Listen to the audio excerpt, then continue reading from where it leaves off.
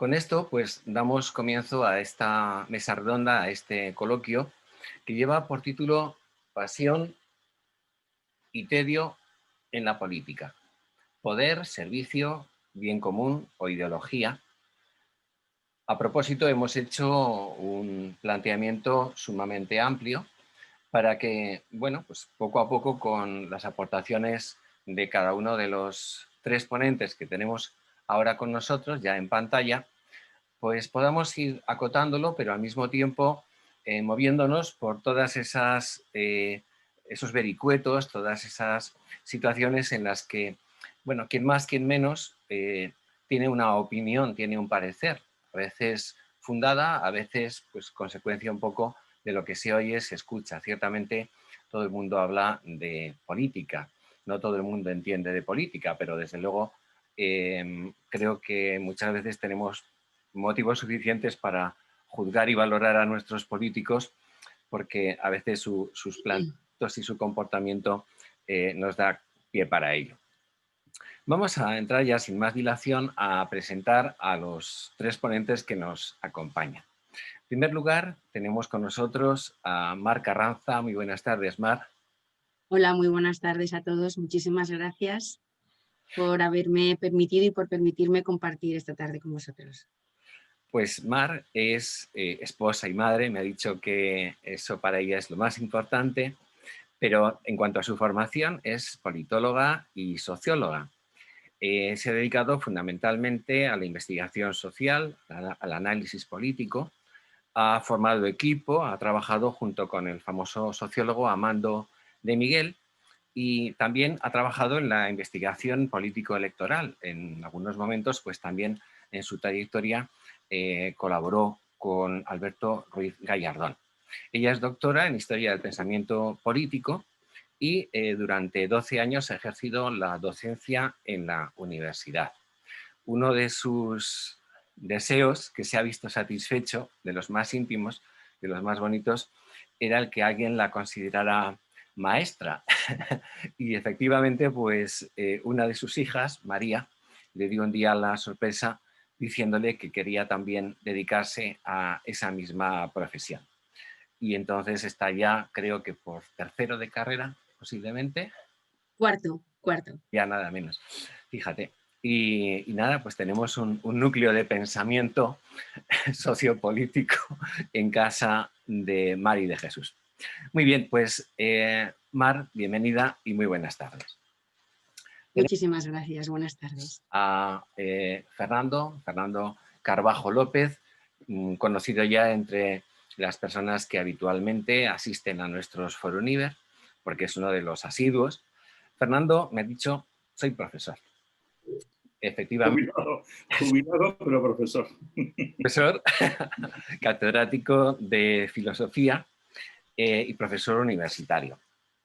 Fue jefe de gabinete de la Consejería de Educación del Gobierno de Navarra durante 8 años, si no me equivoco, y recientemente, pues durante una ya legislatura muy prolongada también y dilatada, ha sido director del Instituto de Enseñanza Secundaria Félix Urabayen de Pamplona. Y además es de Bilbao. Que es como ser riojano casi, ¿no? También forma parte de un currículo. Fernando, muy buenas tardes y gracias por estar con nosotros. Encantado de estar aquí y de eso, de que yo me alegro mucho de que no se hayan interrumpido los Foruniver, que a pesar de los coronavirus os hayáis lanzado a la aventura de estar en las nubes, iba a decir. No, en las nubes no. De todo hay, de todo hay. En la nube. Está bien. Pues aquí estamos. Gracias. Juan Antonio, muy buenas tardes. Hola, buenas tardes a todos. Pues Juan Antonio Gómez Trinidad, también amigo asiduo a nuestros Foruniver, ya desde los inicios también. Juan Antonio, pues también es profesor y también es padre de familia y abuelo, bueno, los tres lo son.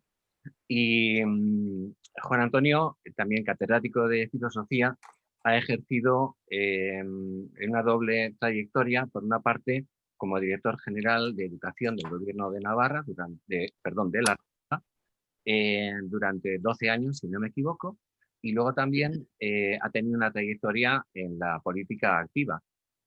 Fue diputado por la provincia de La Rioja y fue portavoz en el Congreso de los Diputados justamente en el tema de educación por el Partido Popular. Así que, bueno, creo que tenemos a tres personas que desde aspectos complementarios y muy sugerentes pueden iluminar un poco nuestra conversación, nuestro coloquio en esta tarde. Ha querido la providencia que precisamente en fechas muy recientes el Papa Francisco nos ha regalado una encíclica en la que precisamente se ha referido muy directamente a la política. Dice que él es consciente de la mala fama que en muchos países tiene la política y que, sin embargo, él insiste en una llamada a la rehabilitación, porque, insiste, es una altísima vocación, es una de las formas más preciosas de la caridad porque busca el bien común.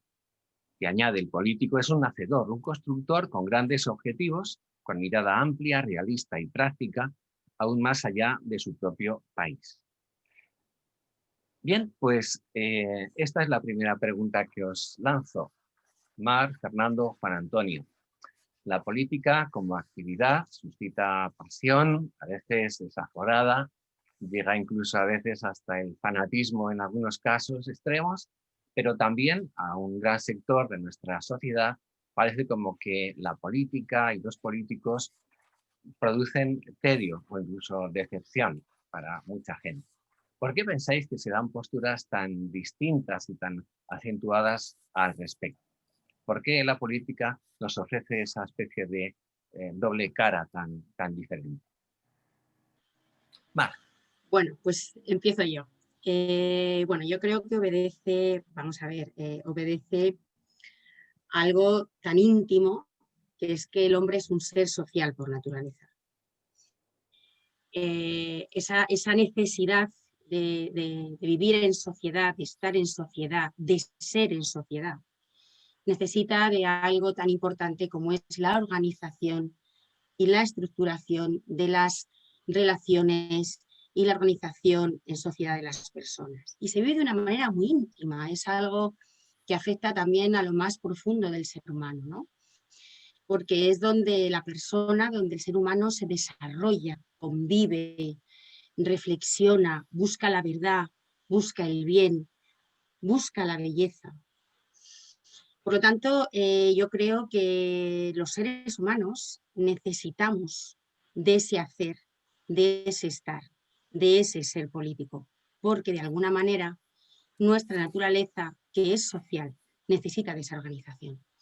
Y claro, yo creo que el ser humano pone grandes expectativas, ¿no? Los ciudadanos, las personas ponen grandes expectativas en esas personas que se entiende que vocacionalmente están entregando su vida. Cuando se sienten decepcionados, cuando sienten que están siendo rechazados, apartados, utilizados, es cuando se produce ese tedio, esa desafección. Me están engañando, me están utilizando y lo único que buscan es el poder. Hay otra cosa que yo creo que es muy importante. Heredamos también ese hacer político, ese querer estar en comunidad. Y lo heredamos de nuestros padres, lo heredamos de nuestros mayores, lo heredamos de la gente que está a nuestro alrededor. Por tanto, a ver, concretando, no me quiero alargar, la política desata lo peor y lo mejor. Lo mejor porque es la entrega, lo mejor porque es el servicio, lo mejor porque es darte al prójimo, a ese prójimo que está enfrente de ti, a ese prójimo que son esos niños que necesitan un parque, ese prójimo que necesita una educación. Es decir, es darte al otro. Y despierta lo peor cuando la persona se desencanta de aquello que admira, de aquel que admira y de aquel que necesita. Por tanto, yo creo que vivimos en un momento en el que la persona, el ser humano, el ciudadano, siente que el político hace y deshace sin tener en cuenta lo que necesita la persona. En ese sentido, se aleja, en ese sentido siente que no tiene nada que hacer y nada que decir. De todas maneras, es mucho más complejo, ¿no? Porque ¿por qué la política ha llegado a distanciarse tanto del ser humano, tanto de la persona? Pues yo creo que a lo largo de este coloquio lo podremos hablar y lo podremos discutir, ¿no? Pero es que la política está muy cerca de nuestra intimidad.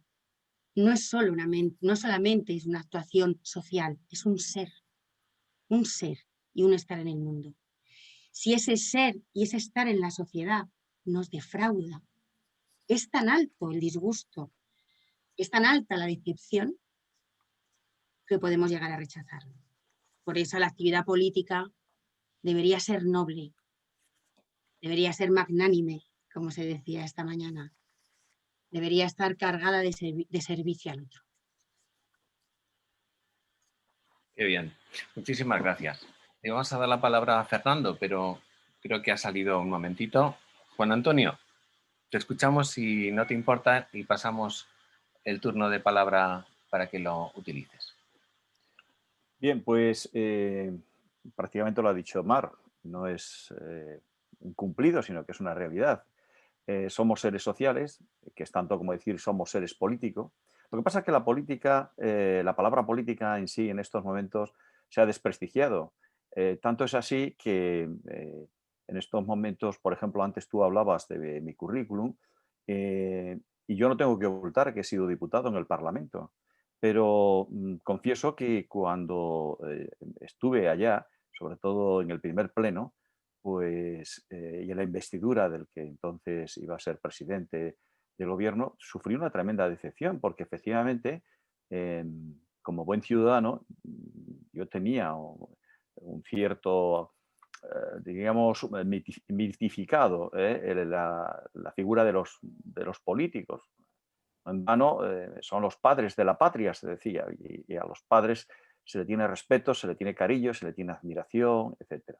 Por lo tanto, primero es una cosa necesaria, como decía Mar. En segundo lugar, es algo que tenemos que cuidar y que mimar, y es un motivo de preocupación muy serio en estos momentos cuando la política ha dejado de ser una parte de la sociedad que soluciona problemas para convertirse en parte del problema mismo, y uno de los problemas más serios que tenemos.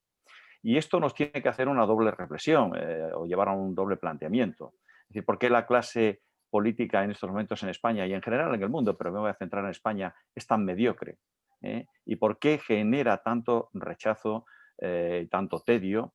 Yo iría más allá del tedio, es rechazo. Rechazo. Podría contar mil y una anécdota de compañeros que han pasado por la política, magníficos profesionales que en su retorno a la vida civil tienen que tachar de su currículum el haber sido o haber tenido responsabilidades políticas, porque en estos momentos es un demérito. Pero también habría que hacer un análisis de qué sociedad tenemos.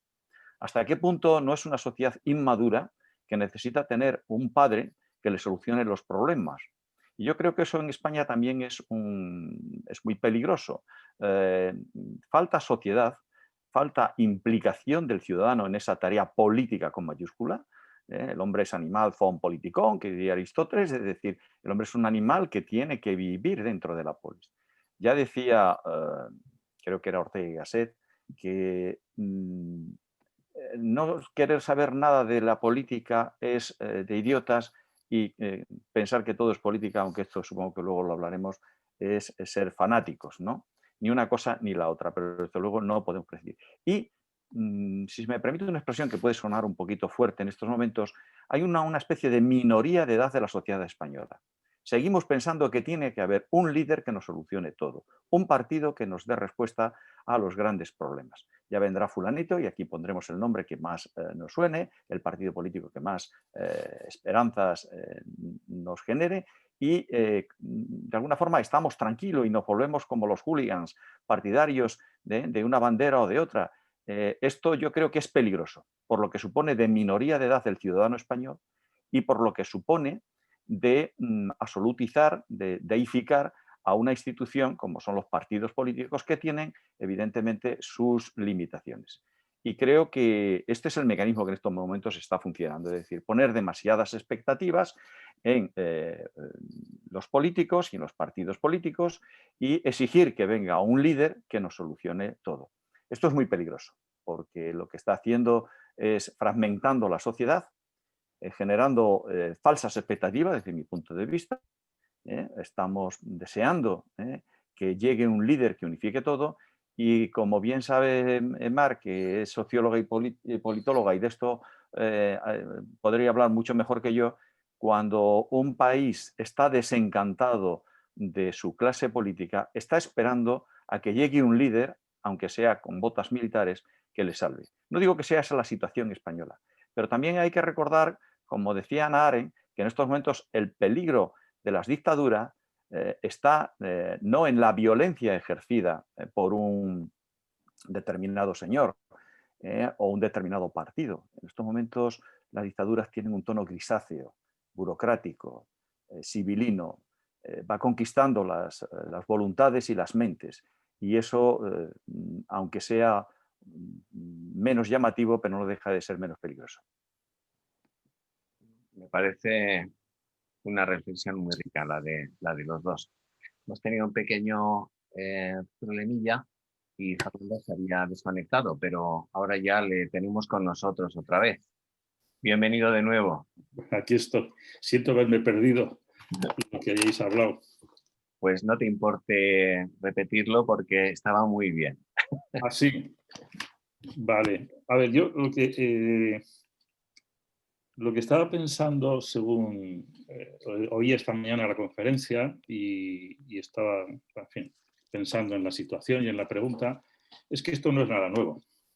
O sea, quiere decir que es una situación que se ha dado cíclicamente a lo largo de la historia. O sea, que lo digo, digamos, en cierta manera por tranquilizarnos. O sea, que esto no es que nunca haya pasado, ¿no? O sea, a lo largo de la historia pues, ha habido momentos como este, en los que efectivamente hay una degradación de la política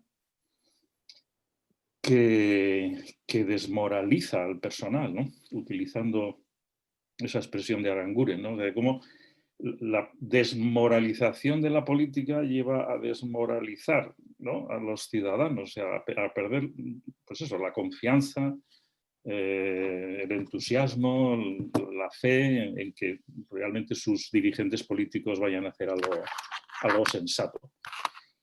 Nos podemos remontar a la antigua Grecia y seguramente a cualquier momento de la historia en el que estas cosas han ido pasando. Pues es verdad, porque no sé si lo habéis comentado, has aludido al principio a la encíclica del Papa y a mí me llama mucho la atención 3 verbos que utiliza para describir el mecanismo político, dice, que hay en muchos países. Mecanismo político de exasperar, exacerbar y polarizar. Eso es terrible. O sea, eso es inaguantable, eso es insoportable. O sea, un ciudadano normal no aguanta, no puede aguantar mucho tiempo que la vida política sea exasperante, exacerbante y polarizadora. Es decir, que sea una batalla, que la vida política sea una confrontación permanente. Eso va contra, vamos a decir, contra nuestro ser. Es que el ser humano eso no aguanta. Llega a decir el Papa también otra frase que también me la subrayé porque me dice, vencer en el ámbito político pasa a ser sinónimo de destruir. O sea, hay que ir a por el otro. Hay que ir a por el otro y acabar con él. Entonces, no se puede plantear de ninguna manera pues eso, pues que se trata de pensar juntos, de discutir, de establecer un diálogo. No, hay que destruir al contrario. Claro, eso no se puede, o sea, una persona normal no aguanta eso, ¿no? Si eso además va acompañado de una, ¿cómo diría yo? O sea, hay una degradación moral, efectivamente, entre iba a decir los políticos, o la vida política, y también mucha incompetencia. También ha salido esta mañana el asunto, en la pregunta que ha hecho Juan Antonio sobre la formación. Precisamente ha sido Juan Antonio el que habló de la formación, ¿no? Sí, ¿qué se puede esperar, digamos, ¿no? de un dirigente político, ¿no? ¿Qué formación? Pues seguramente en mi pueblo, que es muy pequeñito, no se requiere mucha formación, se requiere conocimiento del pueblo, conocimiento de la gente, buena voluntad y dejarse asesorar por el secretario del ayuntamiento. Probablemente no haga mucho, falta mucho más. Pero claro, una gran ciudad, un país, pues efectivamente requiere una formación, eso está claro. Entonces, como en todo, no solamente el político, yo creo que en cualquier profesión se requiere competencia, ser competente y ser buena persona. Y las otras son necesarias. Esto se puede decir con otras palabras más elegantes, pero para entendernos. O sea, es que para ser mecánico de coches hay que ser buena persona. Y hay que ser competente como mecánico. Buena persona tenemos que serlo siempre. O sea, también cuando trabajamos. También el político profesional tiene que ser buena persona. Y si no es buena persona, pues entonces échate a temblar. Porque no sabes qué criterios, qué líneas de conducta va a seguir, incluso aunque sea competente. Si no es ni lo uno ni lo otro, entonces, pues, lógicamente, la gente se desespera y pierde.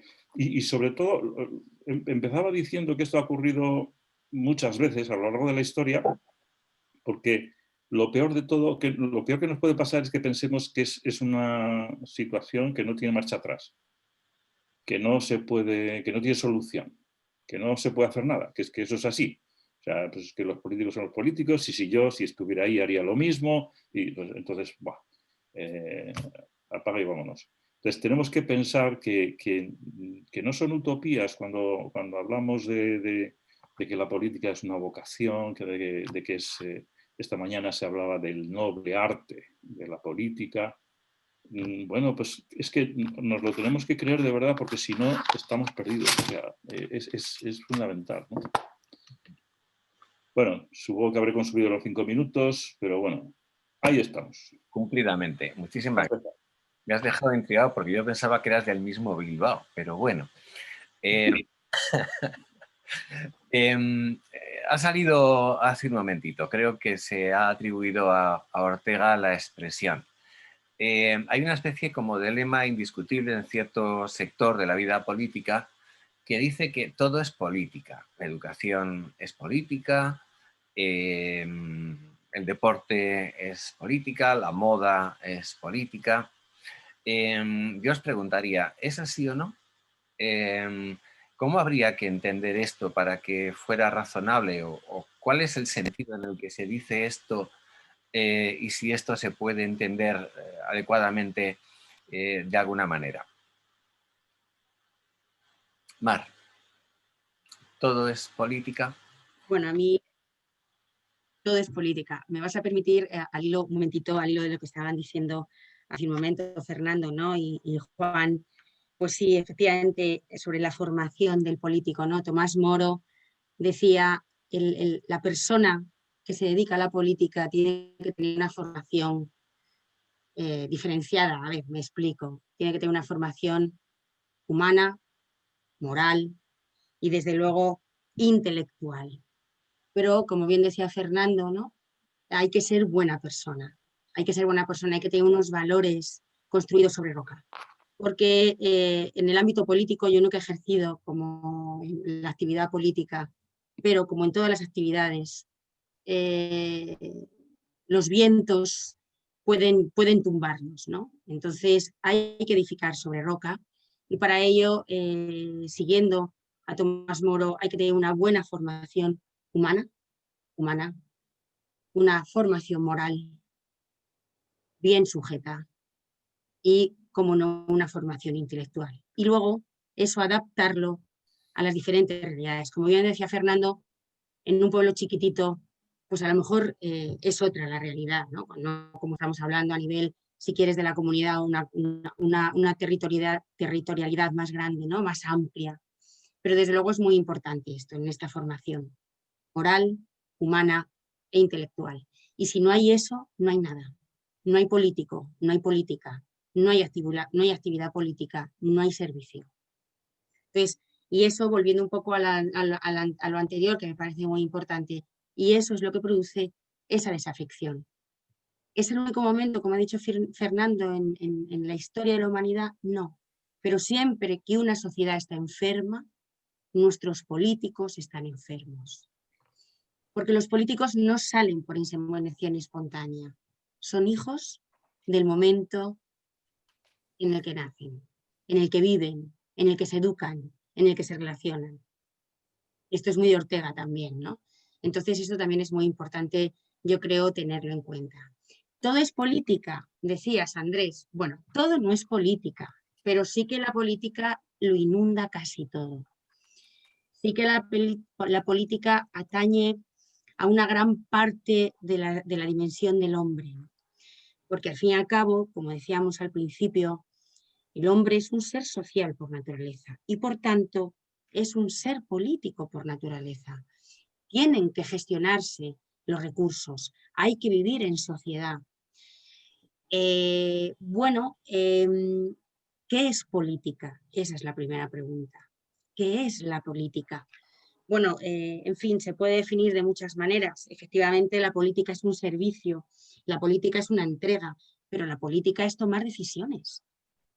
La política es tomar decisiones para el bien de la comunidad, para el bien de la sociedad, para el bien del grupo.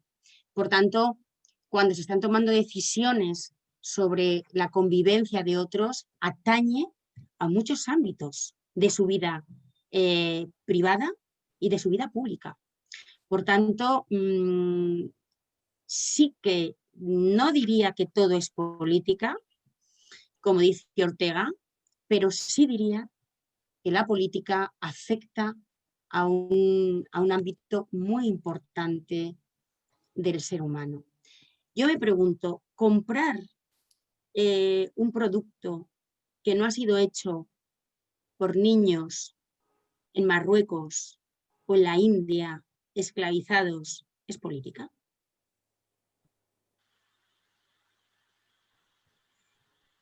La persona, el individuo, la persona es ajena a tomar esas decisiones. Cuando una persona está aceptando situaciones de injusticia, da igual en qué punto del planeta o en qué lugar de tu ciudad o en qué lugar de tu región, ¿qué estamos permitiendo? Ahora bien, ¿el amor es política? No. Pero casi todas las decisiones que tomemos en nuestra vida que tengan que ver con el otro entraña una dimensión política. Y yo creo que esto, la persona, el ciudadano, cuanto antes lo interioricemos, antes dejaremos de pensar que es otro, como decía Juan Antonio, el que tiene que resolver nuestros problemas, para empezar a tener una actitud activa, una actitud responsable. No son ellos los únicos que hacen política. Nosotros, en nuestro comportamiento diario, también. También. Y esto yo creo que es muy importante. Luego lo seguiremos hablando, supongo, ¿no? Pero yo creo que uno de los grandes errores, que no es un error, sino que yo creo que obedece a otras cuestiones que ya hablaremos, es separar la sociedad civil de la sociedad política.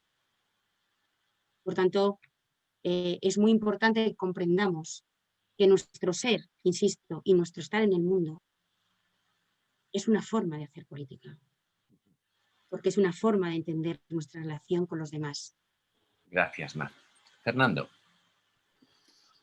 Bueno, estoy de acuerdo con lo que dice Mar. Efectivamente, yo creo que la primera cuestión que creo que es importante que todos,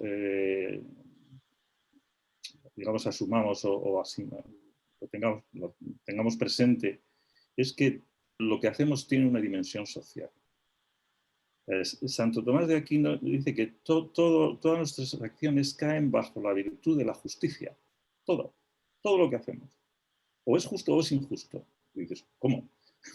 ¿También lo que hago en mi vida privada? Pues sí, porque todo tiene una relación con el otro. Todo es que, por el hecho de que somos seres sociales, esto es una cuestión muy importante.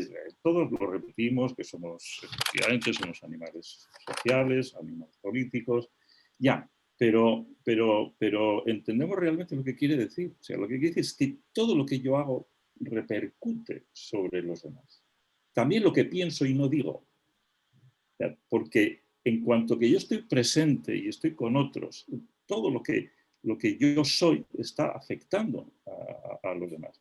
Claro, esto también tiene un aspecto importante a destacar, y es darse cuenta del poder que tenemos, el poder de influir, porque siempre podemos influir. Y podemos influir bien. Y si somos conscientes de que podemos influir, entonces seremos conscientes del poder que tenemos, ¿no? De la capacidad. Y ¿yo qué voy a hacer? ¿Y yo qué voy a hacer? ¿Pero yo qué puedo hacer? Bueno, pues tú puedes hacer mucho. Fíjate, en tu ámbito, en tu familia, en el entorno profesional, en el entorno de tus amigos. Eso para empezar. Y luego, a partir de ahí, muchas más cosas. Entonces, lo primero es eso, que seamos conscientes de que ser seres sociales no es sencillamente que yo vivo en una calle de un pueblo, de una ciudad, ya claro, pues sí, estás dentro de la civilización y vives en una... Ya, pero no, que es más, que no eres un ciudadano, pero es que además todo lo que tú hagas tiene claramente una dimensión social que afecta a la gente que te rodea. Eso por una parte. Y la otra cosa es, desde luego, no todo es política si se entiende que todo cae bajo el poder y el control de quien tiene el poder político. Y entonces, porque eso es el totalitarismo, claro, o sea, el pretender que toda la vida de los ciudadanos, que toda la vida de las personas es susceptible de ser ordenada, regulada por los poderes políticos. Que no. Entonces, esa es otra parte también que me parece muy importante, ya se ha hablado de esto, pero que me parece también importante destacar. O sea, si por algo tenemos que distinguirnos es por el amor a la libertad, que somos libres y que quiero mi libertad y que no quiero que nadie se entrometa en ámbitos de mi vida que no corresponden. Y efectivamente, pues la historia de los últimos, iba a decir, siglos, pues es la historia del avance progresivo del poder político sobre la vida de las personas, ¿no? Según nos vamos separando de Dios, pues el poder político se va absolutizando y ya parece que es que nada cae fuera del ámbito del poder, ¿no? Del poder político, y que todo se puede meter, en todo lo puede regular. Me da igual que sea la eutanasia, me da igual que sea el amor también el amor lo quieren regular, todo se quiere regular. Y eso, insisto, esto tiene que sacar de nosotros el amor a la libertad, la mía y la de los demás. La mía, bueno, creo que eso para ir abriendo boca, que luego saldrán más cosas, ¿no? Muy bien. No. ¿Qué nos cuentas? Sí. Te escuchamos. Sí, tengo algún problema con el sonido y me he perdido una parte de la intervención de Fernando. ¿Se me oye? Sí, perfecto. Sí. Bien, digo que me he perdido una parte de la intervención de Fernando, pero me empiezo a preocupar, querido Fernando, porque tengo la sensación de que estamos de acuerdo. Y esto es muy raro en España, que tres personas estén de acuerdo sobre un tema tan polémico como es la política. O habitualmente vivo en un mundo irreal, o esta post-siesta me sigo en un estado, digamos, de sueño, porque no es posible que haya tanta coincidencia y tan buena sobre unos temas tan fundamentales. Digo esto como introducción porque de verdad, Fernando, antes de entrar decíamos, el más difícil es el que habla el tercero, porque es que lo habéis dicho todo y además muy bien.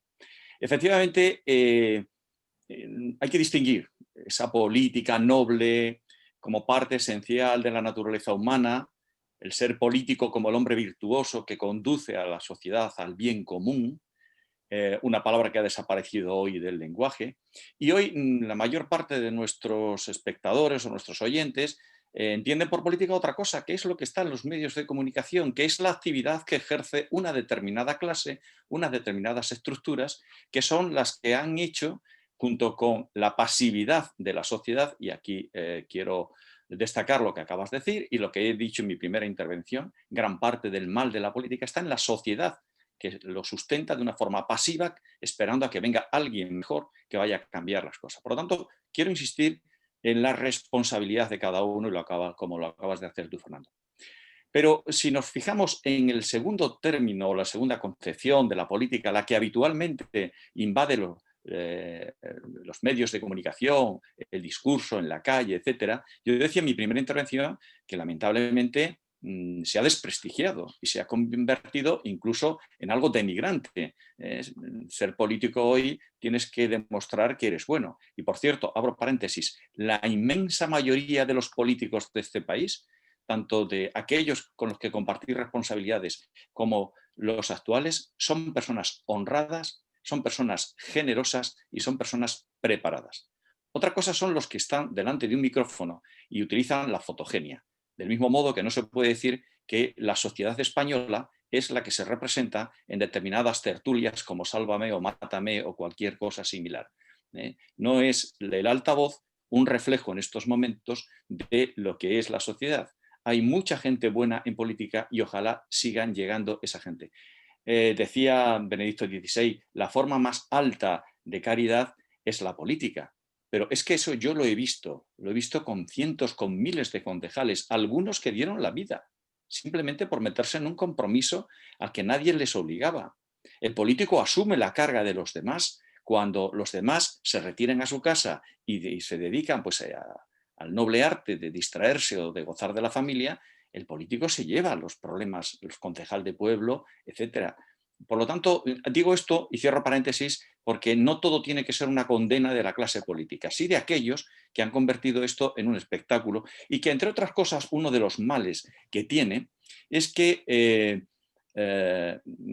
han hecho o están haciendo que la política, entendida como una forma de gobernar, como una forma de ordenar, cada vez interfiera más en nuestra vida privada. Tanto es así, lo decía, que es que esto lo hemos asumido. Hay gente que piensa en rojo o en azul, que se levanta por la mañana y todo lo ve de un color o de otro. Y, de nuevo, creo que hay que citar a Ortega cuando decía que ser de derecha o ser de izquierda es una de las múltiples formas de hemiplegia mental.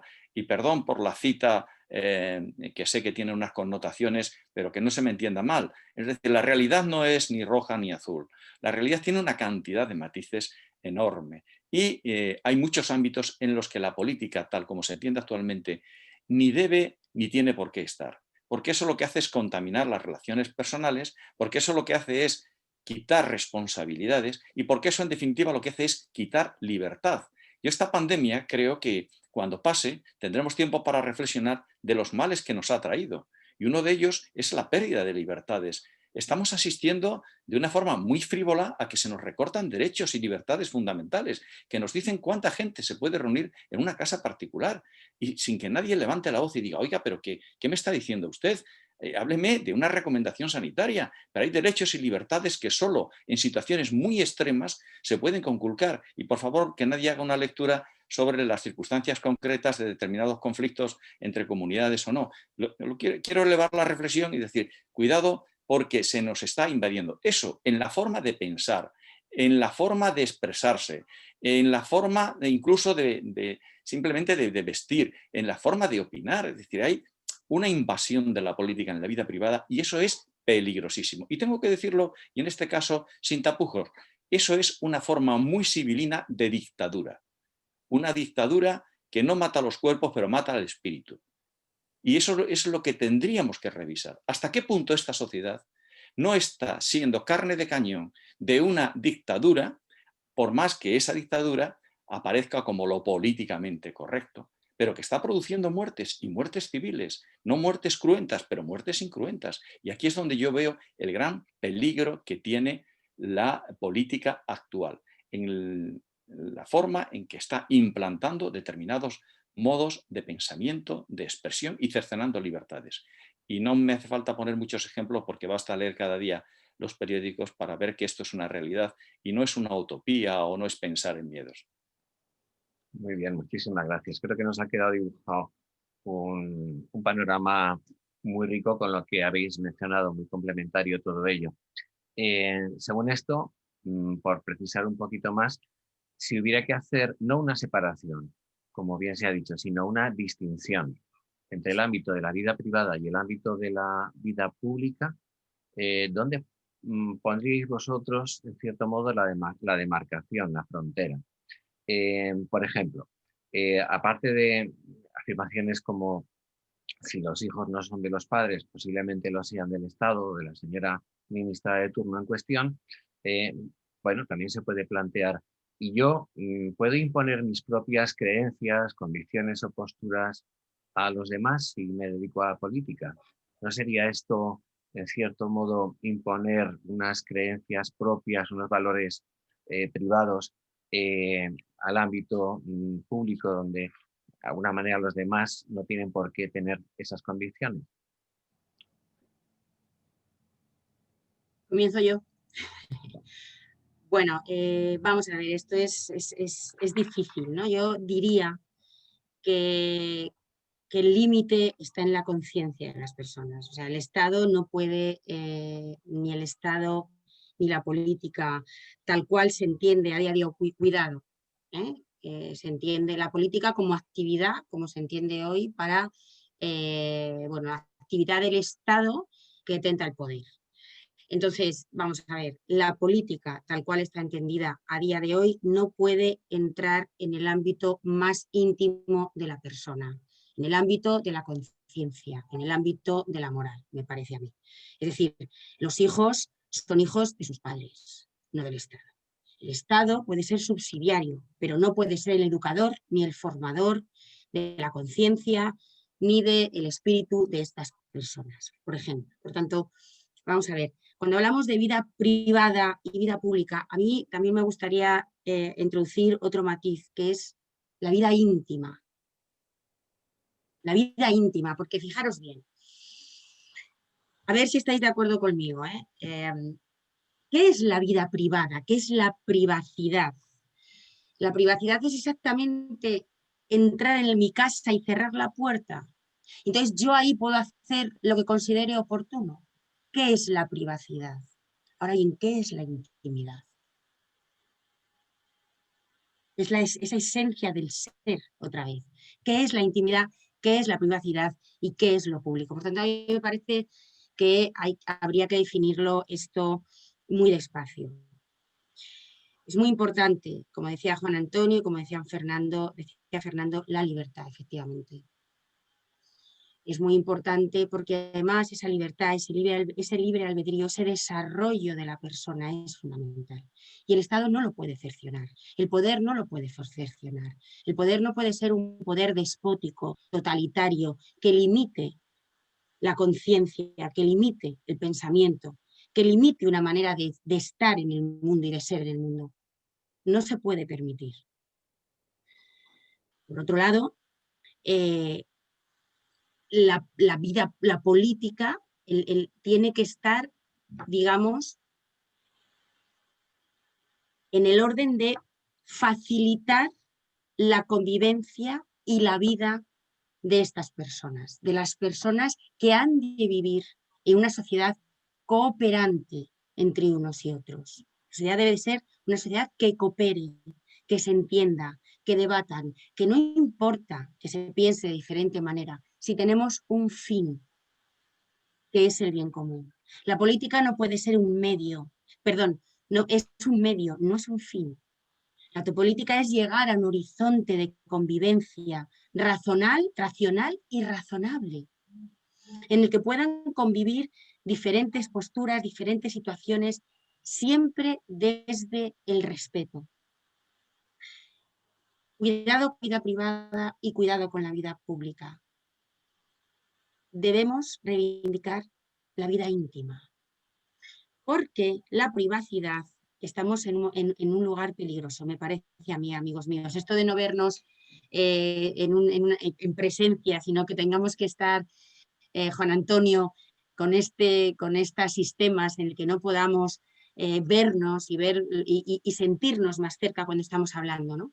Pero a mí me parece que tenemos que tener mucho cuidado con esas limitaciones. Vida privada y vida pública, vida íntima, amigos míos. La intimidad de la persona, la intimidad del ser, la intimidad del ser humano. Se pueden imponer propias creencias. Esto es muy complicado, Andrés. Esto es muy complicado. Decir no al aborto es una creencia. Hemos de decir no, ¿verdad? Decir no a la eutanasia. Hay que decir no a la eutanasia. Es una creencia. Es un ser. Es un estar. Es una moral que soporta toda la construcción social y política. Yo insisto como politóloga, yo insisto como socióloga, yo insisto como madre de familia y como esposa. Si hay algo que sostiene todo lo demás, y sin ese algo no hay nada más que hablar.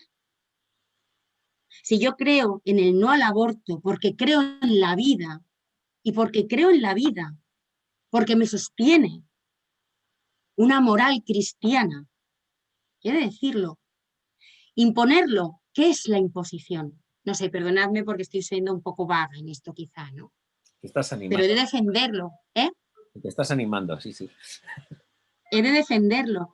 Entonces, claro, vamos a ver, hay que tener mucho cuidado con todo esto, ¿no? Vida privada, vida pública, vida íntima. Creo que tenemos que reivindicar la conciencia, pero una conciencia soportada o que se soporte sobre una conciencia moral. Porque y esa conciencia que se soporta en la nada, y esa conciencia que se soporta en la posmodernidad, en la negación de la verdad, eso se llama conciencia. Y ahí está la ideología de género, ¿eh? La ideología que lo ha arrasado todo, todo, y está por encima de todo, lo soporta todo, lo incluye todo. Ahí está la ideología de género, que se apoya en pues, unas creencias que es la negación de la verdad, la negación de la vida, la negación de la naturaleza del hombre, la negación de la sociedad natural, la negación de la vida. Entonces, bueno, permitirme que yo lo exponga de esta manera y ahora si queréis, pues me corregís. ¿No? Parece que estás hablando de un ámbito prepolítico, en cierto modo, ¿no? Que se aleja de los dictámenes, de las decisiones, de las instancias de decisión. Sí, quizá, pero no del todo. No del todo. Y voy a decir por qué. Porque no hay decisión que valga si no hay una concepción moral, una idea de la prepolítica. No hay decisión que valga. ¿De qué nos sirve el derecho positivo? Si no hay una moral que nos conduzca en una ética que nos lleve a un desarrollo legislativo. La prepolítica y la política han de estar separadas. ¿Por qué estamos siempre dividiendo? Porque hablamos de sociedad civil como casi versus sociedad política.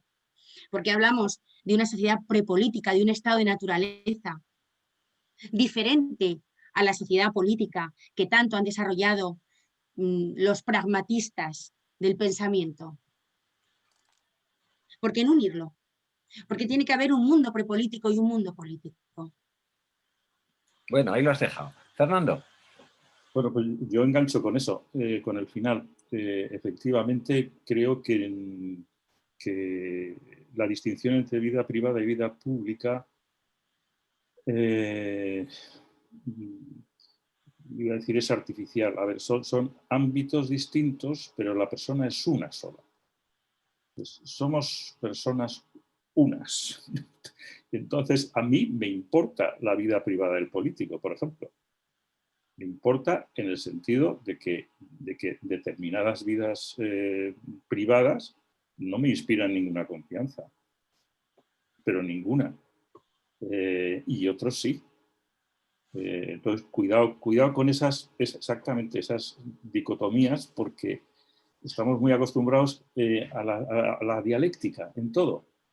Antes comentaba esto, ¿no? O sea, que fijaros, hemos sustituido la lucha de clases, que pensábamos que el comunismo y el marxismo habían ya desaparecido de la tierra, pero no lo hemos sustituido por otra cosa no dialéctica, sino lo hemos sustituido por la dialéctica entre los individuos, ¿no? La lucha de unos contra otros, por la competitividad, por la lucha por la supervivencia del individuo, ¿no?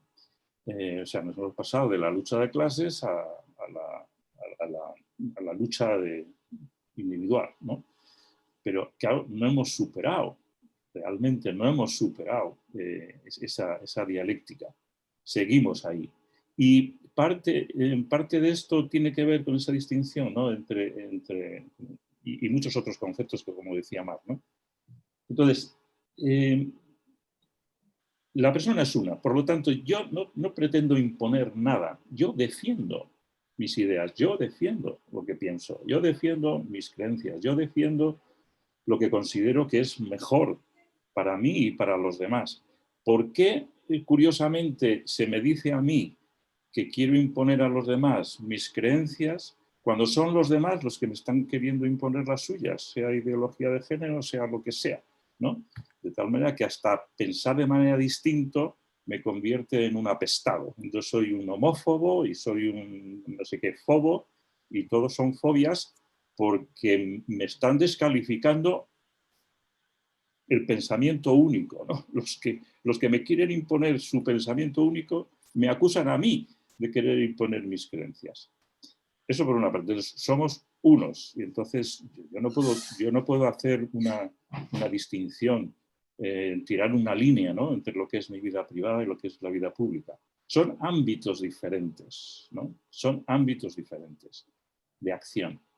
Y eso habrá que tenerlo en cuenta también cuando se habla del poder político. O sea, aquí hay un concepto que lo hemos mencionado varias veces y no hemos terminado de entrar en él, que es el del bien común. La idea de bien común es muy interesante. La idea clásica, quiero decir. Porque, ¿qué es eso del bien común? El bien común clásicamente se entiende como no cosas, no bienes comunes, sino como circunstancias, situaciones, condiciones sociales en las cuales las personas, las familias, los grupos, las asociaciones, los grupos profesionales, etcétera, pueden conseguir y lograr sus objetivos y sus fines propios de desarrollo y de plenitud. Lo cual indica esa idea por ejemplo, la paz se considera como bien común. El hecho de que haya paz, la convivencia, el que haya la fiabilidad de la ley, por ejemplo, ¿no? O sea, la estabilidad, la posibilidad efectivamente de alimentos, la distribución de la riqueza, todas esas situaciones que permiten que cada cual consiga su plenitud, consiga su bien propio. Claro, esto, ya la propia noción de bien común está indicando que lo importante no es el político, lo importante es la gente, lo importante es la sociedad, las gentes y su libertad y sus propios fines. La participación de los ciudadanos en la vida política forma parte del bien común. Es bueno, es parte del bien común, es bueno que los ciudadanos participen, que no sean pasivos, como decía Juan Antonio, que no esperen que se les dé, que no estén esperando las subvenciones, el ingreso mínimo vital, que no estén esperando el subsidio de paro, que no estén esperando una subvención para hacer no sé qué cine. Lo importante es la vitalidad de la gente, lo importante es la vitalidad de la propia sociedad. Y eso quiere decir que el protagonista de la vida no es el político. Y esto es lo que está ocurriendo.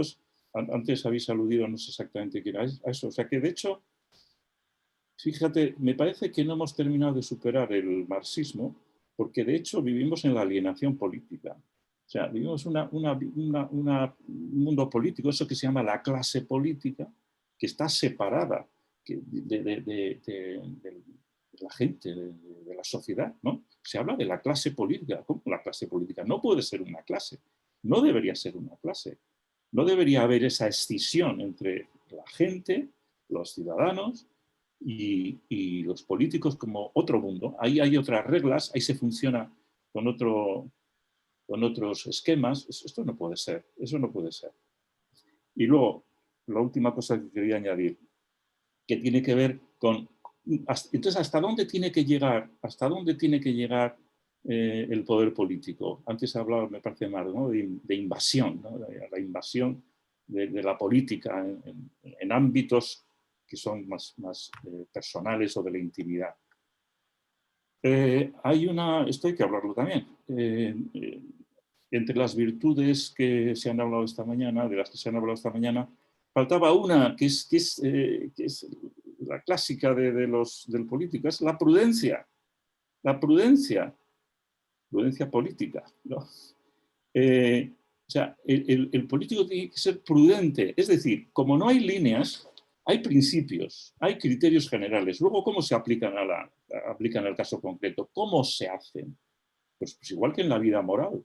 Igual que en la vida moral de cada uno. Sí, hay que ser sinceros, ¿vale? Sí, pero ¿cómo? A este señor que está enfermo, que le quedan 2 días, le tengo que decir, bueno, que se va usted a morir en 2 días.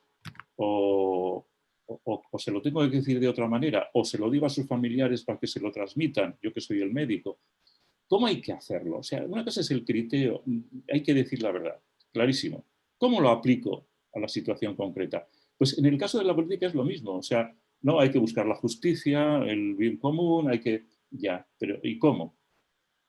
Pues eso es la prudencia. La prudencia significa tener criterios claros, significa aprender de la experiencia, tener experiencia. Ya sabemos qué pasa si suben los impuestos. Lo sabemos. Hay experiencias de se suben impuestos, se bajan impuestos y ¿qué ocurre? Ya sabemos, hay experiencias sobre qué ocurre con una economía planificada por el Estado. Pues de eso hay que aprender también. Eso también es prudencia. Dejarse aconsejar. Si tiene que haber una comisión de expertos, que haya una comisión de expertos. Porque también hay que dejarse aconsejar. Eso es también prudencia política. Esta es la cuestión. O sea, que tampoco hay soluciones, hay un vademecum de soluciones para decir, bueno, y aquí entonces hago esto, y en esta situación hago esto.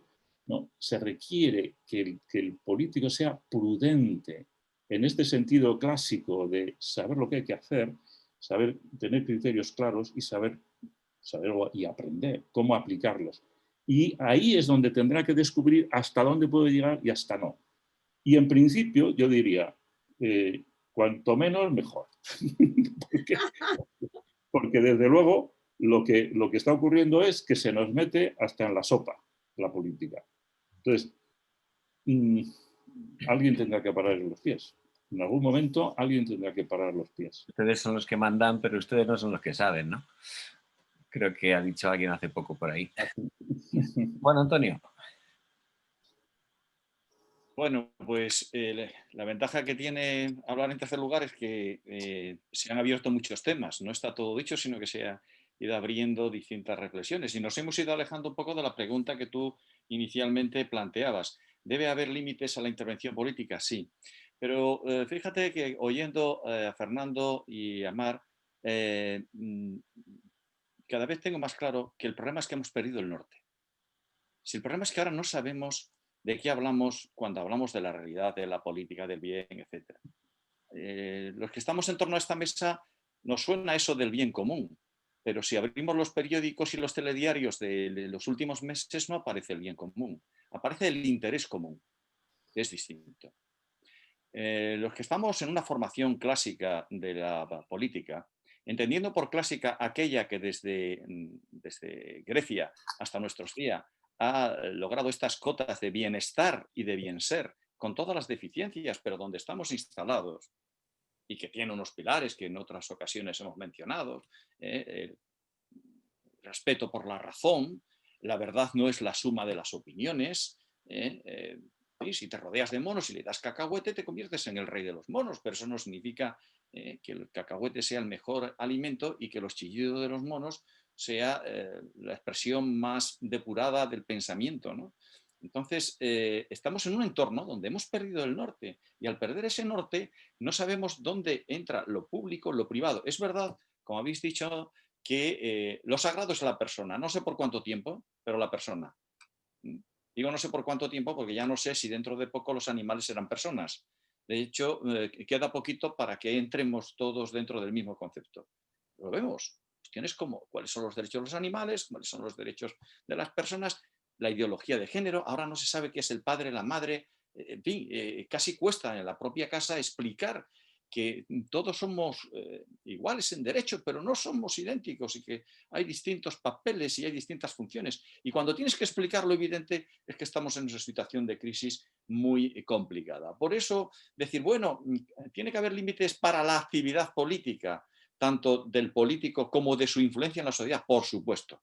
Pero esto lo decimos algunos que seguimos considerando que existe lo que es la intimidad, lo que es la conciencia, lo que es lo propio de la persona. Si bien es cierto que la persona tiene una dimensión social sin la cual no se puede realizar, y eso nos libra del individualismo y del liberalismo feroz, porque hay siempre una dimensión comunitaria, ¿no? Pero claro, se ha perdido esa clarificación de los conceptos fundamentales. ¿Qué es lo que hoy se entiende por bien común? Podríamos decir la satisfacción de intereses, no del interés común, sino de intereses particulares. Hoy los partidos políticos han encontrado un atajo para llegar al poder.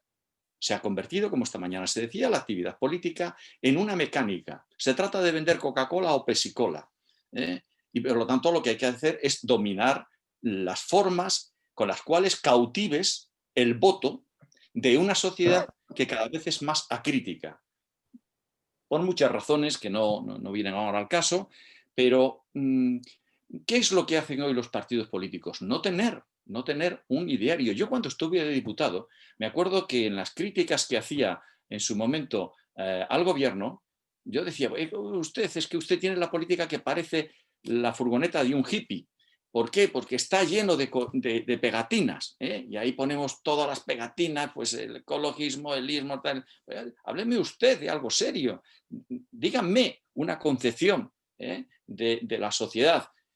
Bueno, esto hoy he descubierto que es una cosa que está hecha adrede. No se trata de tener unas ideas generales sobre la convivencia política, en base a las cuales yo organizo la actividad y organizo la sociedad, siempre con el límite de la oposición y de los distintos grupos, porque en democracia no es hacer todo aquello que tú piensas, sino proponer un modelo de sociedad, intentar convencer, proponer, convencer, pero nunca imponer. La falta de respeto a las minorías es un síntoma de que la democracia está enferma. Ahora, ¿por qué se ha optado? Por la satisfacción de intereses minoritarios que tienen un ruido enorme. Hoy no se trata de elaborar un programa político, una forma de dar respuesta a la comunidad, enlazando con un proyecto de vida en común, que es la sociedad en la que estamos. No, hoy de lo que se trata fundamentalmente es de satisfacer los intereses minoritarios de determinados grupos que tienen una presencia mediática enorme. Y esto tanto en unos partidos como en otros. Ya no es privilegio de la derecha o de la izquierda. De tal forma, y pongo un ejemplo esperpéntico, que si surgiera un partido que dijera que hay que cultivar zanahorias porque las zanahorias es lo más importante para controlar el cambio climático, con una campaña bien organizada, acabaríamos todos plantando zanahorias por responder a la propuesta de un determinado grupo que si hace de esa consigna, sé que es ridícula, pero es que no quiero meterme en en charcos, pisar charcos más incómodos.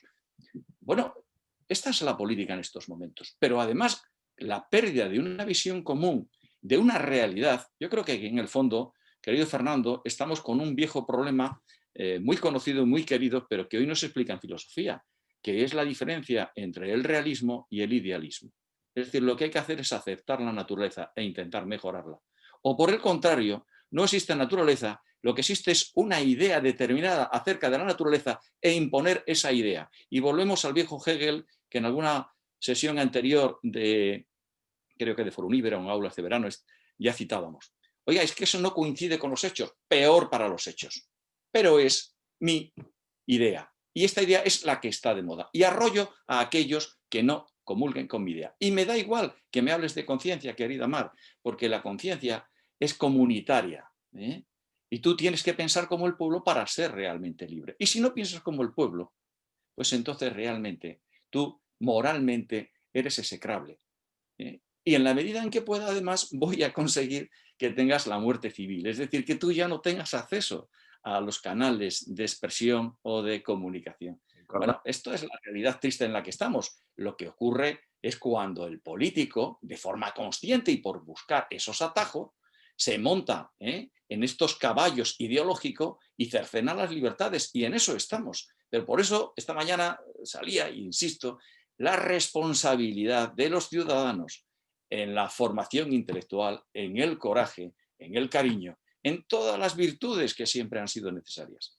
Me estoy alargando, así es que termino de momento. Te iba a comentar que prácticamente ya con esto dabas pie a la última pregunta que os iba a plantear, que sería un poco ya el cierre de esta primera parte. Después sería ver si vosotros tenéis alguna cosa que puntualizar a lo que se ha dicho así en conjunto, y finalmente pues pasaría a trasladaros algunas de las preguntas que han ido haciéndose en el chat de YouTube. La pregunta que quería plantearos va un poco por esto último que decía Juan Antonio. Parece claro que es necesario regenerar la vida política cuando se plantea en términos como los que habéis descrito. Ahora bien, estamos en una época de posverdad, de relativismo, pero también es una época en la que la concepción de la vida que domina es la ideológica, entendiendo por ideología una concepción de la realidad que está promovida no por una búsqueda de la verdad, sino por una imposición de una voluntad de poder.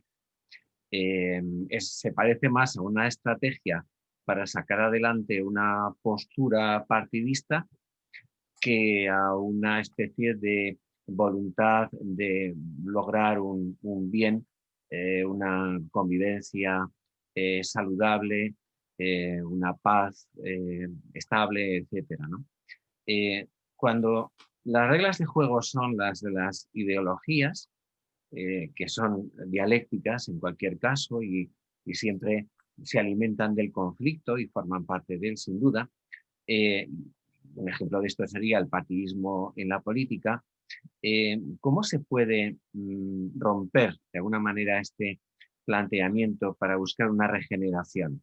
¿Cómo se puede buscar el bien común cuando lo que domina es una visión más bien interesada de lucha por el poder y en la que el argumento más convincente es quien pone la pistola más grande encima de la mesa, ¿no? Bueno, a ver, esta pregunta, esta situación no es fácil.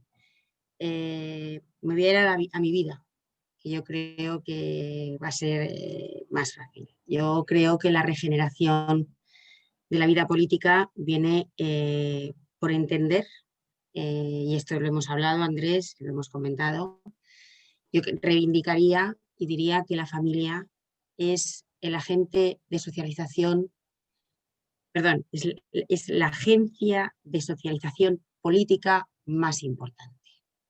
Más importante. La familia es el núcleo fundamental de estructuración de una sociedad. Esto lo han dicho sociólogos, podría remontarme a Durkheim, por ejemplo, no termina de hablar de esto concretamente, pero yo diría que la regeneración de la política viene por la fortaleza y la reivindicación de la familia. Quizá me digáis, bueno, pero esto está muy alejado. Yo creo que no. Yo creo que la situación en la que nos encontramos en estos momentos, la posverdad, el totalitarismo de la ideología única, el totalitarismo de la democracia, de la cual ya hablaba Tocqueville, ya decía Tocqueville que esto podría ser un problema importante, ¿no? Bueno, viene de la mano decía Fernando, el marxismo, no hemos podido con el marxismo, pues claro que no. Recordad que el movimiento obrero y recordad que los partidos de masas hablaban del partido político como el agente único de socialización política. Esto es fácil. Si el único agente de socialización política es el partido político, el paso siguiente es que la política se circunscriba exclusivamente al ámbito del partido político y, por tanto, al ámbito del poder y al ámbito de la lucha por el poder. Desde ahí, claro, la sociedad civil se desmembra, por supuestísimo, y deja de haber una sociedad civil para convertirse en una sociedad compuesta de grupitos identitarios, ¿no? Que de alguna manera he entendido que hablaba de esto Juan Antonio, ¿no? Y por tanto la sociedad civil también se desarticula en realidad. Son grupos identitarios que imponen en esta sociedad, en este totalitarismo, su manera, sus creencias, lo que entienden por convivencia y lo que entienden por sociedad, ¿verdad? Y por la persona, que es el origen de todo. Entonces, para mí, por volver a recuperar, yo quiero aquí también lanzar una voz de esperanza, ¿no? Es verdad que la situación actual es complicada, es difícil. Nadie nos ha dicho ni nos ha prometido que la vida sea fácil. Y esta mañana se decía en la comunicación de esta mañana que ser político de alguna manera entrañaba llevar la cruz. Ser una persona responsable, ser una persona comprometida, ser una persona que cree, que tiene una moral cristiana o una moral humanista, es también llevar una cruz encima, porque efectivamente, Juan Antonio, te apartan. En cuanto no piensas como piensa el resto, te apartan. Por este motivo yo pienso que la familia tiene que ser el lugar en el que se genere, en el que se desarrolle. Por un lado, efectivamente, ahí se desarrolla la persona, la conciencia, la moral, pero también el entregarte al otro, el servir al otro, el que importa lo que le ocurra al otro, en hablar de la belleza, la bondad y el bien, en que la moral es importante, que la ética sin moral no es nada y que la estética sin ética ni moral es menos. Existe la verdad y que la política es la profesión más bonita del mundo. Y es la profesión más bonita del mundo porque es la profesión de entrega al otro, en el que tú mueres para darte al otro. Como bien decía Juan Antonio, uno se lleva el trabajo a casa, uno no deja de ser político. Como bien decía Fernando, a mí sí me importa lo que pase cuando un político cierre la puerta de su casa y entre en su domicilio. Por tanto, yo diría, y me parece que es una idea fundamental, recuperando la familia, recuperando a esta institución social y política por naturaleza, cabe la esperanza de regenerar la política. Ahora bien, si estamos pidiendo un elixir de transformación inmediata o una transformación rápida de todo esto, pues diría que no existe. No tengamos ningún miedo a estar empezando siempre.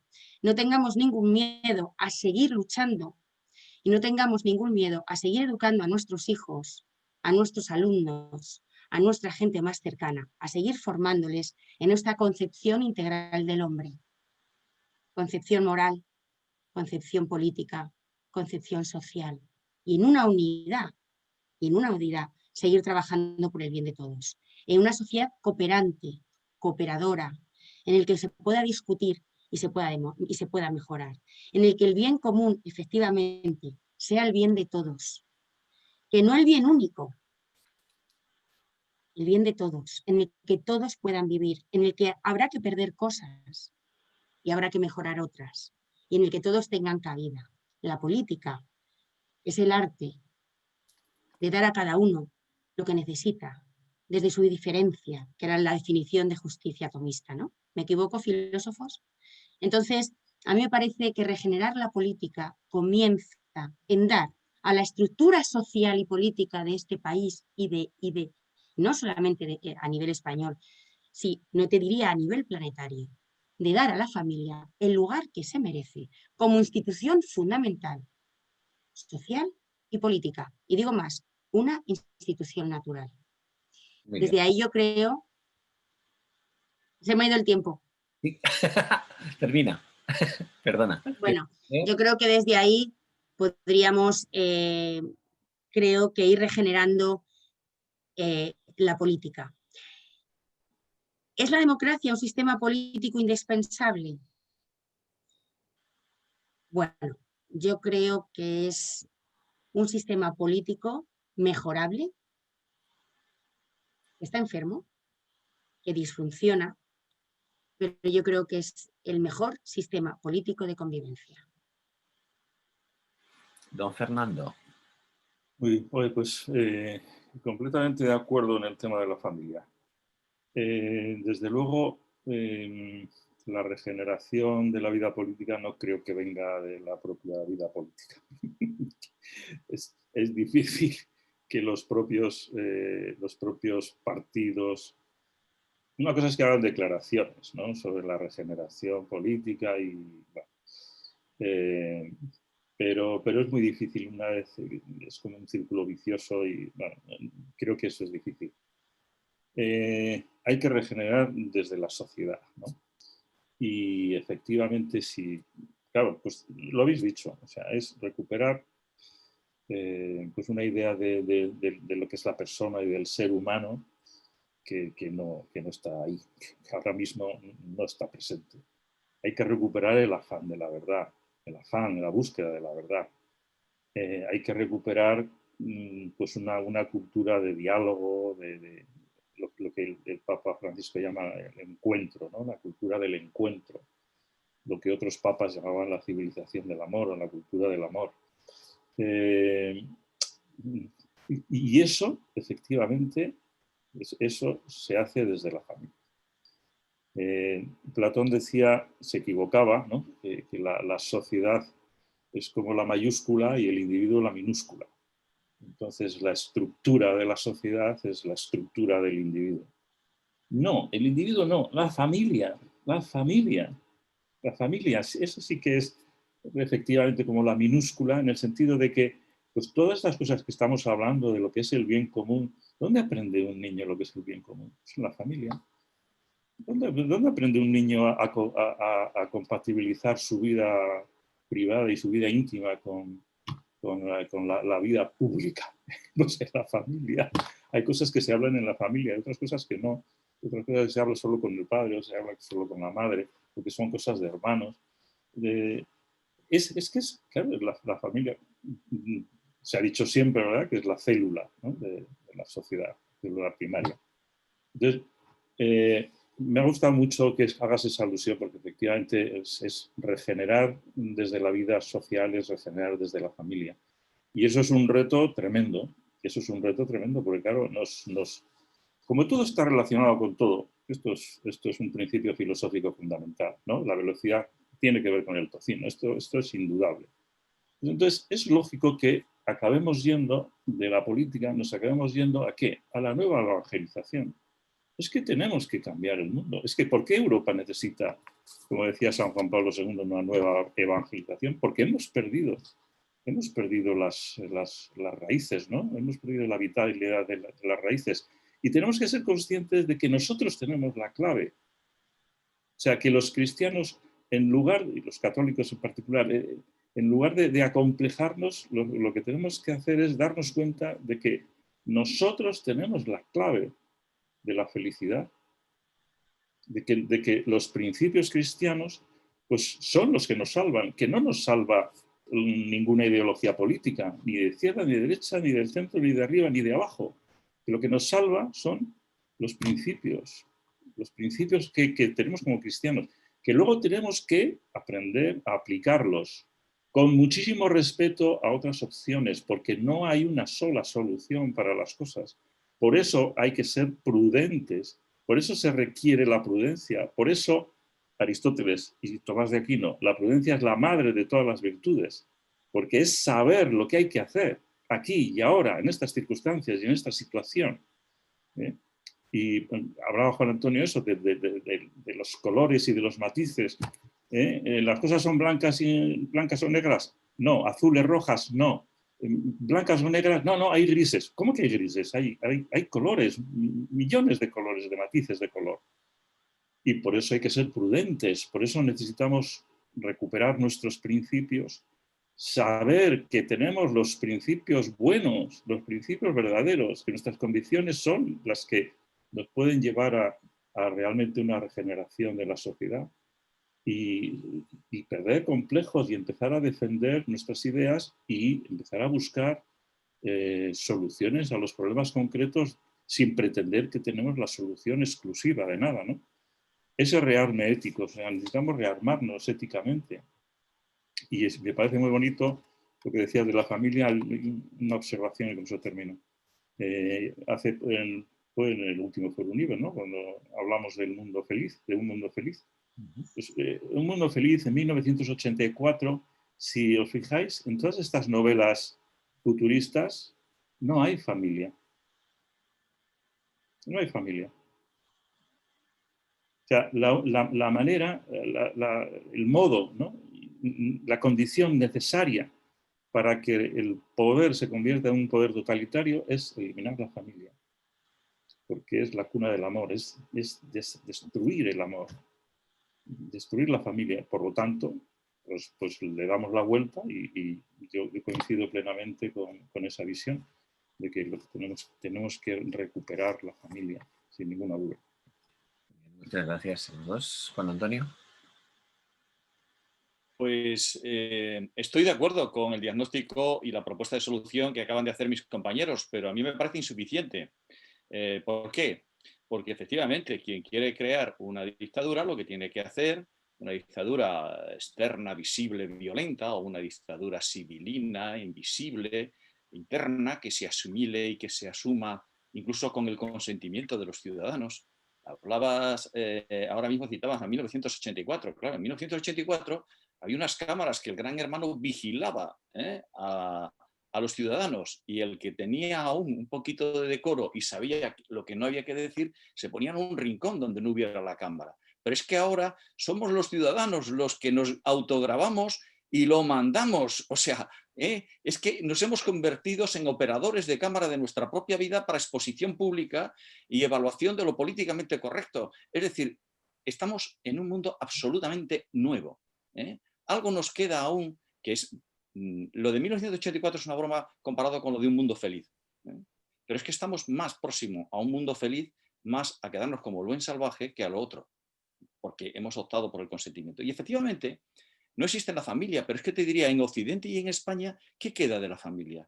Tendría yo casi que citar a Woody Allen, vamos a meter un poquito de humor, para no poner demasiado dramático, cuando decía, Dios ha muerto, dice Nietzsche, Nietzsche ha muerto, dice Dios, y yo no me encuentro muy bien. Es decir, es que la familia no se encuentra tampoco bien. No se encuentra bien. Y es que hoy el número de matrimonios ha descendido de forma tremenda. No digo ya de los eclesiásticos, de los canónicos. No, no, el mundo del matrimonio. Porque hay un miedo al compromiso, porque vivimos en una civilización de la mera satisfacción del interés. Y ahí es imposible construir. Por lo tanto, es verdad lo que habéis dicho, pero no es suficiente. Porque, entre otras cosas, la familia tiene un gran hermano que le dedica más tiempo que el padre y que la madre, que son las redes sociales. Y el niño, una vez que llega a ser adolescente, tiene más preocupación por identificarse con los cánones del gran hermano, de las redes sociales, con lo que dice la mamá y el papá. Esto no desdice de lo que acabáis de decir. Lo que digo es que las familias cada vez son menos familias y cada vez tienen más dificultad dentro de casa para ejercer el papel de auténtica familia. Por eso, además de eso, se necesita despertar a la sociedad. Yo no estoy por el activismo político, pero estoy, como muestra Foruniver y Andrés y los 20 años que llevan trabajando en esto, por un activismo de tipo intelectual y de tipo social. Hay que despertar a la sociedad y rearmarle intelectual y éticamente. No basta, no basta con tener clarividencia, como esta mañana decía el buen amigo y además maestro Santiago Arellano. Uno puede ser un sabio, pero eso no le hace bueno, salvo que interiorice su comportamiento. Y esto es lo que tenemos que hacer. Pero diré más, hay que formarse, hay que saber qué es la cosa pública, hay que saber cuál es la condición humana, hay que saber qué es la democracia. Porque una democracia se puede perder cuando hay una perversión o una pobreza intelectual o moral. No es la primera vez que Occidente ha perdido la democracia. Y probablemente no será la última. Hay que recordar que Hitler subió democráticamente al poder. Hay que recordar que se toman decisiones democráticas que son muy peligrosas. Y hay que recordar que la democracia solo surge cuando hay una sociedad que se ha desarrollado intelectual y moralmente. Y en el momento en que se baja el listón, caemos en la demagogia, que es lo más próximo a la tiranía. Y esto lo dicen los padres de la democracia, que son los griegos. Por lo tanto, tenemos que actuar como moscas que despierten a la reflexión. Decía Ana Arendt, ¿cómo se mide la calidad de una democracia, de una sociedad? Por la capacidad que tienen los individuos de pensar por sí mismos. Pero ahora no interesa pensar uno por sí mismo, sino apuntarse a la opinión de la mayoría, para tener más like, que es lo que te hace mayor y digno de estar en la sociedad de los medios de comunicación. Tener más like, es decir, ser más borrego que el resto. Por eso yo creo que la solución viene, insisto, porque esto es un poco la idea de fondo. La situación política está mal, sí, pero no es lo más grave. Lo más grave es la corrupción y la mediocridad moral de la sociedad. Si tuviésemos una sociedad sana, estos políticos no duraban un cuarto de hora. No quiero entrar en eso. Y hay alguna frase que es un poco, he encontrado preparando un poco esto, alguna frase, Facundo Cabral. Lo que dice él es muy fuerte, pero lo puedo decir aquí. Dice, mi abuelo era un hombre muy valiente, solo le tenía miedo a los idiotas. Le pregunté por qué y me respondió, porque son muchos y al ser mayoría eligen hasta al presidente. Tremendo. Por eso lo que hay que hacer es la regeneración de la sociedad. ¿Y cómo se hace eso? No en solitario. Es necesario agruparse en pequeños grupos, más allá de la familia, fortalecerse en una formación intelectual, como la que se está haciendo aquí, en una formación y en un compromiso de tipo social, cultural, colaboración en las 1000 necesidades, no quedarse solo, porque si te quedas solo acabas pensando que eres como el buen salvaje, que te han metido en una reserva, y además te acaban diciendo que estás fuera de la realidad, cuando eres el único que estás en la realidad y los demás están en el mundo de la ideología. Hay que compartir experiencias, hay que animarse. Y por último, porque si no me parece que quedaría un poco cojo, por lo menos por mi parte, ¿y qué se necesita para ser buen político? Pues lo mismo, pero en grado excelso. Es decir, tener una gran formación intelectual, tener un alto compromiso, porque para estar en política y en política activa, y termino con una frase de Václav Havel, dice, mienten los que afirman que la política es algo sucio. La política es simplemente un trabajo que requiere hombres genuinamente puros, puesto que al desarrollarlo podemos ensuciarnos moralmente con especial facilidad. Por lo tanto, ¿cabe la esperanza? Sí, porque el hombre es el único animal que está constantemente generando problemas, pero también es el único que está constantemente generando solución a esos problemas, con tal de que algunos de ellos, hombres y mujeres, salgan del espacio de conformidad y sean capaces de buscar nuevas, que a veces son viejas, soluciones, que es encontrarse con la naturaleza humana y perfeccionarse cada uno a sí mismo y la comunidad donde está. Muchísimas Gracias. gracias. a los tres. Voy a pasar ahora a dar lectura a un par de preguntas que nos han hecho algunas de las personas que han asistido a través del chat de YouTube. Inés Milán pregunta cañera, no dice a quién va, pero para el que se atreva, para el que se anime. ¿No creen que esto del virus es la excusa perfecta para vendernos una vacuna manipulada genéticamente o un microchip para controlarnos y hacernos creer que es por nuestro bien? También para aislarnos y volvernos más frágiles ante el Estado. Está que está en muchas bocas, ¿eh? A la valiente. Yo no, simplemente digo que no soy experto en el tema y tampoco quiero caer en paranoias, pero lo que sí es cierto es que el virus ha puesto de manifiesto nuestra debilidad, no solamente biológica, sino también intelectual. Y hay que darle una vuelta, porque con la excusa de la sanidad y del bienestar se están cercenando otras cuestiones que son tan importantes. Se puede morir de miedo. Porque no quiero robar tiempo, pero podía contarla, lo del el árabe que camino de la Meca se encontró con la muerte y negoció que en lugar de 5.000, pues que matase solamente a 1.000. A la vuelta se volvió a encontrar y le dijo, habíamos pactado que ibas a matar solo a 1.000 y se han muerto 5.000. Y le dijo la muerte, yo maté a 1.000, los 5.000 o los 4.000 restantes se murieron de miedo.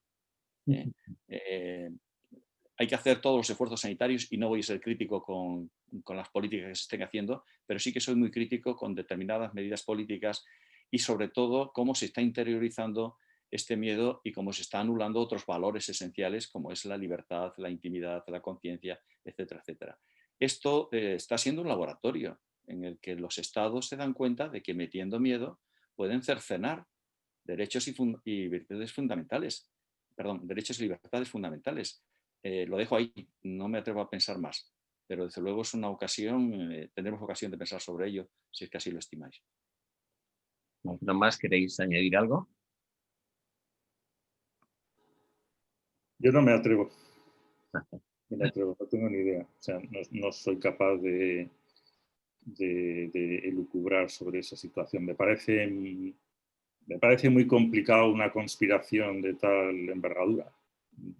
Pero vamos, no tengo una opinión hecha. Bueno, yo, Mar. perdón, a ver, yo me pasa un poco lo que a Fernando, ¿no? Creo que hay que ser prudente con esta cuestión, yo creo que ha de ser analizado posteriormente. Sí que parece que esta situación actual va a dar origen a otro tipo de relaciones sociales, a otro tipo de relaciones con las instituciones, que puede haber ciertos elementos de control social que, bueno, habrá que ver con posterioridad qué efectos va a tener. Desde luego yo sí que veo que se van a dar transformaciones a nivel relacional y a nivel institucional, pero sobre todo a nivel relacional, a nivel de las personas y el control que los poderes políticos pueden ejercer sobre el ciudadano, ¿no? Sobre la persona. Pero bueno, me pasa un poquito lo que hay que ser prudentes en estos momentos, esperar y analizar un poquito con criterio lo que pasará con posterioridad. Ahora bien, indico que puede haber elementos nuevos de control social. Eso está muy bien apuntado. Estaba buscando una cita que tenía por aquí de Maquiavelo. Le tenía por aquí porque es un buen libro de cabecera para hablar de política, que solo sea para provocar. Él decía que un príncipe, un político de nuestros días, no debe observar todo lo que los hombres consideran acerca de ser bueno, porque a veces para defender su estado, para hacerse con el poder, necesitará actuar contra la lealtad, contra la humanidad, etc. Y añade, tiene que contar con un ánimo dispuesto a moverse según sople el viento de la fortuna e impongan las diferentes circunstancias. Posiblemente este asunto, es que, bueno, a lo mejor no hay una conspiración para provocar pero bueno, es un buen escenario para poder conseguir ciertas metas de control social, por ejemplo, o para situarse o posicionarse según las circunstancias se han ido planteando, ¿no? En ese sentido, la política se ha definido esta mañana en parte como el arte de lo posible, ¿no?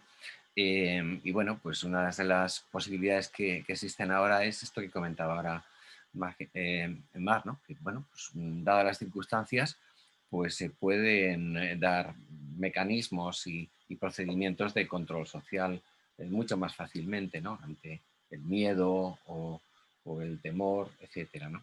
Y eso creo que es importante tenerlo en cuenta. Hay una pregunta que nos hace José Javier Ruiz Serradilla, que en parte creo que ha sido contestada, menos por Juan Antonio, pero no solo por él, creo que los tres habéis aportado. No sé si a lo mejor queréis añadir alguna cosa.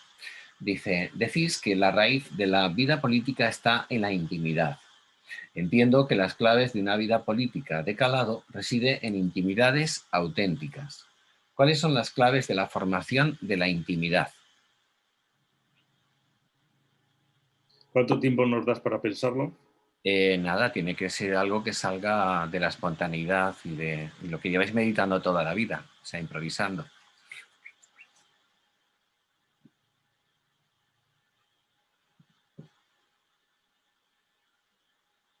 No sé, es que dicho así, es una pregunta como las que hace José Javier, ¿no? Que es una bomba de profundidad, es un torpedo. Y claro, yo vuelvo a la idea de la familia. A ver, el tema de la familia como respuesta, ¿no?, a la regeneración política y la regeneración social no es una respuesta última, por decirlo así. Le estoy contestando a Juan Antonio. O sea, quiero decir que efectivamente, o sea, somos conscientes todos de lo que significa la familia hoy y cómo está, cuál es la situación y la confusión. O sea, eso de uno con una para siempre, o sea, eso, ¿quién lo sabe? ¿O quién lo dice? ¿O quién se lo cree? O sea, efectivamente, la confusión es total, ¿no? O casi total. Quiero decir que es más bien el reto, o sea, no, más que la solución es el reto, o sea, el reto es, por eso hablaba de la nueva evangelización, o sea, es cómo recuperar, cómo rearmar, por decirlo así, la sociedad para que florezcan las familias, porque la intimidad donde se desarrolla es en las familias, donde crece la intimidad es en la familia, donde uno aprende y descubre quién soy yo y descubre al mismo tiempo que yo no soy ajeno a los otros y que yo crezco con los otros y que la vida es un encuentro con los otros y que la clave de nuestra existencia es el amor. Y esto ya sé que lo decimos y a veces no nos paramos a pensar lo que significa, pero no nos podemos acostumbrar a estas palabras grandiosas, o sea, tenemos que meditarlas. O sea, es para pararse y meditarlas con respeto. Entonces, de eso estamos hablando, o sea, es que la intimidad, el descubrimiento de la intimidad, el fortalecimiento de la intimidad, la maduración en la intimidad, o se hace en el clima de amor de una familia, o si no, es muy difícil. Estaba leyendo ahora, os lo comparto un momento por si alguien decide de algo, pero es que me ha impactado mucho el libro de Tim Gennard, más fuerte que el odio. No sé si os lo conoceréis, pero es espectacular. Es espectacular, pero evidentemente la situación normal, digamos, es la de crecer en el conocimiento de sí mismo, en el aprendizaje, vamos a decir, el aprendizaje de la sociabilidad, se produce en la familia. Ese juego amoroso de unos con otros, eso o se da en la familia o es muy difícil que eso se produzca, ¿no? Aunque el amor lo puede todo y Dios lo puede todo, ¿no?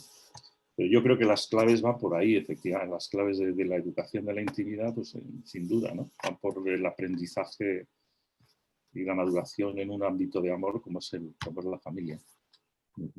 Yo estoy de acuerdo con lo que estáis diciendo. A mí me parece que el encuentro con uno, ¿no?, en esa meditación, reflexión de lo que es uno, te lleva al encuentro del tú y al encuentro del nosotros. Y esto se da en la familia.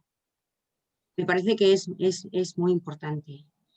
Me evoca también mucho la cultura del cuidado del otro, del cuidado de sí mismo, ¿no? Hablabas, Fernando, requiere una reflexión, una meditación sobre lo que es uno, que te lleva siempre al encuentro del otro, al encuentro del nosotros, no un yo, un tú, un nosotros. Y también me parece que enseñar, ¿no? La intimidad también es esa cultura del cuidado amorosa, que no es protección del otro, que no es una superprotección, sino que te dejo crecer en esa libertad. Ese es, yo creo, ese desarrollo de la intimidad que no debe de ser algo cerrado en uno mismo, ¿no?, sino que se vive con el otro, ¿no?, en la familia, ¿no? Y luego también un poco, pues lo que hablábamos antes, es verdad que Juan Antonio, se necesita mucho más para la regeneración de la familia, para la regeneración de la política, pero es que el camino, no a corto plazo, va por ahí. La familia está mal, desde luego, porque la sociedad está mal, efectivamente, porque la sociedad necesita de esa regeneración, ¿no? Por tanto, deberíamos volcarnos en ese cuidado de las instituciones básicas, que no es el Parlamento. Perdonadme, cuidado, a lo mejor voy a ser un poco... que no es exactamente el Parlamento, que no es exactamente el político, que no es exactamente la administración local, autonómica o nacional, que es la familia. Dediquemos el tiempo fundamental a la institución de la familia, que es el soporte de todo. Desde ahí, lógicamente, hay que mover a la gente joven desde los púlpitos educativos, la universidad, los medios de comunicación, fundamental. ¿Qué nos ha robado las redes sociales? El cuidado de nuestra intimidad. Ya no se habla de intimidad, insisto, se habla de privacidad, pero no de intimidad. Las redes sociales nos lo han robado. Hemos permitido que hayan entrado hemos salido de una manera loca y absurda, no nos cuidamos, no cuidamos lo que verdaderamente importa, estamos permanentemente exponiéndonos. Si estamos permanentemente exponiéndonos, si estamos permanentemente fuera de nosotros mismos, no podemos cuidar la intimidad, no podemos saber quiénes somos. Y por tanto, bueno, pues empieza a haber un problema importante, ¿no? Hablabas, Fernando, perdóname, de la prudencia del político. ¿Cómo va a haber prudencia en el político si está permanentemente chateando, sin reflexión, sin pensamiento y lleno de provocación? Bueno, un poco por cerrar un poco de las cuestiones que teníamos ahí un poquito abiertas. Muy bien. Pues muchísimas gracias a los tres, también a las personas que nos han acompañado, las que se sumarán en diferido, que supongo que serán también muchas, y especialmente, pues de verdad a cada uno de vosotros, porque creo que habéis aportado mucho de lo mejor de vosotros mismos para que esta puesta en común, para que esta mesa redonda, pues de verdad sea un laboratorio de reflexión profunda, ¿no? Creo que nos habéis dado claves para una mirada profunda interior, para una mirada profunda acerca de las cosas, de los acontecimientos, de las personas. Creo que bueno, habéis contribuido de forma muy, muy valiosa a este encuentro, ¿no?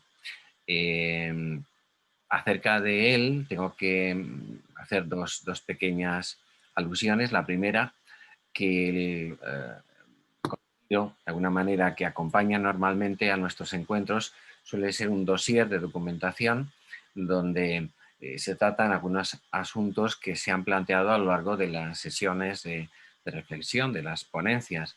En esta ocasión, ese dossier se incorporará la semana que viene, esperamos, a la página web del equipo pedagógico Ágora, en el apartado correspondiente a este Foro Univer de otoño.